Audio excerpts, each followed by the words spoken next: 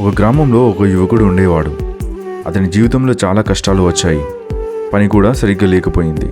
ఒకరోజు అతను దేవునికి ఇలా ప్రార్థించాడు, ప్రభువా, నా జీవితంలో ఎందుకు ఇన్ని సమస్యలు వస్తున్నాయి?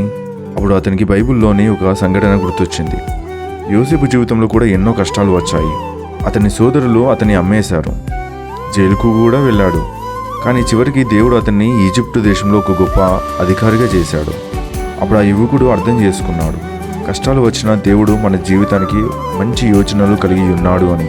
మన జీవితంలో ఉన్న సమస్యలను చూసి మనము విసుగు చెందక దేవుని యందు భారం వేసి జీవిద్దాం. దేవుడు మన పట్ల అనేక ఆలోచనలు కలిగి ఉన్నాడు. మన పట్ల ఆయన ఒక చక్కని ప్రణాళిక కలిగి ఉన్నాడు. బైబిల్ ఈ విధంగా సెలవిస్తుంది, నేను మిమ్మల్ని గూర్చి ఉద్దేశించిన సంగతులను నేను ఎరుగుదును. రాబో కాలమందు మీకు నిరీక్షణ కలుగునట్లునగా అవి సమాధానకరమైన ఉద్దేశంలే గాని హానికరమైనవి కావు. ఇదే యెహోవా వాక్కు.